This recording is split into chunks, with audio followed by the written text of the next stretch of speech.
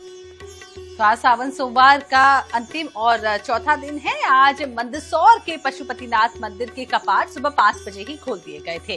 भगवान का दूध दही जल से पूजा अर्चना की गई और भगवान को दूल्हे के रूप में श्रृंगार किया गया। सावन के अंतिम सोमवार को भगवान पशुपतिनाथ शाही रथ में सवार होकर भक्तों का हाल जानने के लिए नगर भ्रमण पर भी निकलेंगे। आपको बता दें कि पुलिस का शासन द्वारा पर्याप्त व्यवस्था की गई है।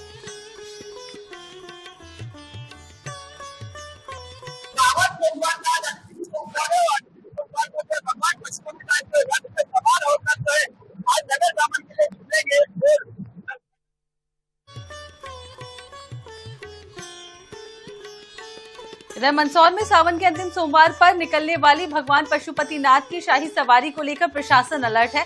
कलेक्टर और एसपी ने अष्टमुखी पशुपतिनाथ मंदिर पहुंचकर पूजा अर्चना की और सवारी के रूट का निरीक्षण किया।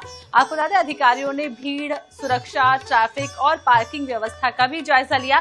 शाही सवारी में बड़ी संख्या में श्रद्धालुओं के पहुंचने की संभावना है। इसे देखते हुए पूरे रूट पर पुलिस बल तैनात रहेगा। इसके अलावा यातायात व्यवस्था को भी सुचारू रखने के लिए खास इंतजाम किए गए हैं।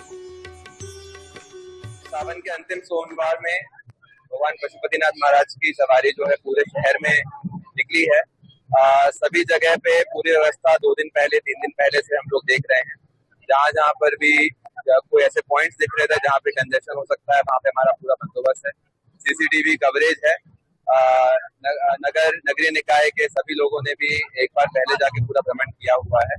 आज भगवान पशुपतिनाथ ठाट बाट के साथ से रथ में विराजमान होकर के शहर वासियों को, मंदसौर वासियों को, समस्त वासियों की मनोकामना पूर्ण करने के लिए भगवान पशुपतिनाथ शहर में पधार रहे हैं।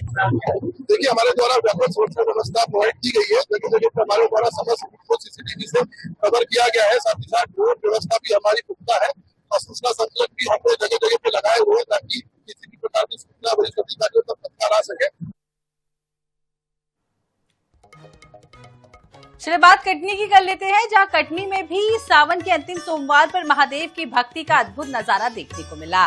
रीठी तहसील के बड़खेरा गांव के पास भैंसाखड़ की पहाड़ियों में बने भोलेनाथ के मंदिर तक पहुंचने के लिए श्रद्धालु दुर्गम पहाड़ी रास्तों और पथरीली पगडंडियों से गुजर रहे हैं। आपको बता दें कि बाबा के दर्शन से पहले भक्तों को पहाड़ से गिरते झरने के नीचे से होकर गुजरना पड़ता है।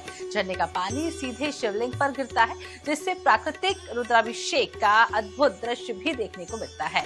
पहाड़, झरना और हरियाली के बीच बना ये धाम आस्था और प्रकृति का अनोखा संगम है। आपको बता दें कि रास्ता मुश्किल है, जोखिम भरा है, लेकिन महादेव की भक्ति में डूबे श्रद्धालुओं का उत्साह कम नहीं होता। इसके अलावा अंतिम सोमवार पर बड़ी संख्या में भक्तों ने बाबा भोलेनाथ के दर्शन कर आशीर्वाद लिया। भैंसा खाए हम दूर दूर से आते हैं, भगवान का उभर के हैं और ये बहुत ऊंचा है, यहाँ झरना है। कैसा लग रहा है? बहुत अच्छा लगता है और ये शुद्ध है। झरना का है, बहुत ऊंचा है, पहाड़ से आते हैं बहुत नीचे से, ये कम से कम बहुत ऊंचाई होती है। बजरंग वाली भी बैठे हैं, ऊपर से पहाड़ से ऊपर आए। बात हटा की करें तो हटा में सावन के पावन महीने में भव्य कांवड़ यात्रा निकाली जा रही है। कमला नेहरू वार्ड स्थित विंध्यवासिनी माता मंदिर से शुरू हुई ये यात्रा बड़ी संख्या में कांवड़िए और श्रद्धालु इसमें शामिल हुए। गाजे बाजे और डीजे की धुन के बीच कांवड़िए जल लेकर करीब 45 किलोमीटर पैदल जागेश्वर नाथ धाम बांदकपुर के लिए रवाना हुए। इस दौरान पूरा शहर बोल बम के जयकारों से गूंज उठा और जगह जगह यात्रा का स्वागत किया गया। समिति लगातार 11 साल से कांवड़ यात्रा निकाल रही है और इस बार 12वीं बार यात्रा का आयोजन हुआ है।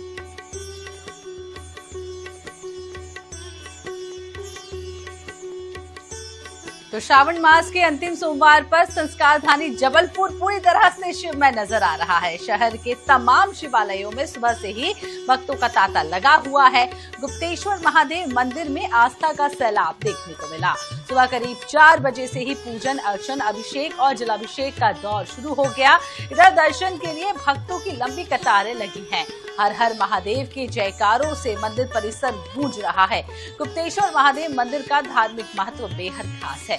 मान्यता है कि वनवास के दौरान भगवान श्री राम ने नर्मदा तट क्षेत्र में रेत से शिवलिंग बनाकर महादेव की पूजा की थी। इसी वजह से इसे रामेश्वरम ज्योतिर्लिंग का भी नाम दिया गया है। सावन के अंतिम सोमवार पर यहाँ श्रद्धालुओं की संख्या और ज्यादा बढ़ जाती है। संस्कारधानी जबलपुर में श्रावण मास के अंतिम सोमवार की महादेव मंदिरों में जो जन सैलाब हो रहा है वो देखते ही बन रहा है। खासतौर से अगर हम बात करें श्रद्धालुओं की तो वो सुबह 4 बजे से ही लाइन लगाए हुए मंदिरों में नजर आ रहे हैं। अभी हम मौजूद हैं जबलपुर के गुप्तेश्वर महादेव मंदिर में। देख सकते हैं कि भारी संख्या में जो है वो यहाँ पर श्रद्धालु नजर आ रहे हैं। खासतौर से बात करें क्या महिलाएं, क्या बुजुर्ग, क्या बच्चे, तमाम लोग जो हैं वो अपने आराध्य शिव जी की भक्ति करते हुए यहाँ पर दिखाई दे रहे हैं कि यही वो शिवलिंग है जिनकी स्थापना भगवान राम के द्वारा यहाँ पर की गई थी। भगवान राम जब वनवास के दौरान यहाँ आए थे और नर्मदा जी की जो रेत है उसको लेके आके यहाँ पर उन्होंने शिवलिंग की स्थापना की थी। यहाँ पर देख सकते हैं कि हमारे साथ मौजूद हैं कुछ श्रद्धालु भी, हम उनसे भी चर्चा करेंगे। बच्चे भी आए हुए हैं। सबसे पहले आपसे जानना चाहेंगे कहाँ से आए आप और कितने साल हो गए यहाँ पर? यहाँ हमारा बर्थ प्लेस है ये मेरी। यहाँ कब से आना हो रहा है? यहाँ सालों से आ रहे हैं, बचपन से ही आ रहे हैं।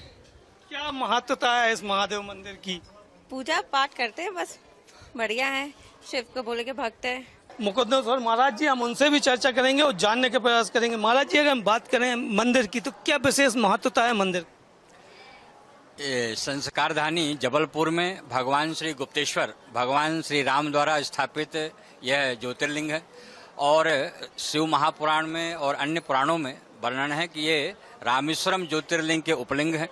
भगवान स्वयंभू का पूरा सावन मास भक्त लोग बड़ी श्रद्धा भक्ति के साथ जो है प्रार्थना पूजन अभिषेक रुद्राभिषेक करते हैं और वर्ष में 2 दिन भक्तों को गर्भगृह में प्रवेश का मौका मिलता है और उसी के तहत आज सावन का चौथा सोमवार सभी भक्त प्रातः 4 बजे से ही निरंतर भगवान भोलेनाथ को जल और बेलपत्र चढ़ाकर अपनी मनोकामनाओं के लिए प्रार्थना कर रहे हैं। भगवान सबका कल्याण करें। अलख निरंजन। और गुप्तेश्वर में हालांकि साल भर तांता लगा रहता है, लेकिन अंतिम सोमवार का वो महत्व रहता है जिसको यहाँ पर श्रद्धालु जो हैं सुबह 4 बजे से ही आना शुरू हो जाते हैं और रुद्राभिषेक वगैरह यहाँ पर करते हुए दिखाई देते हैं। जबलपुर से हमारे सहयोगी कार्तिक गुप्ता के साथ संजय साहू, INS 24x7।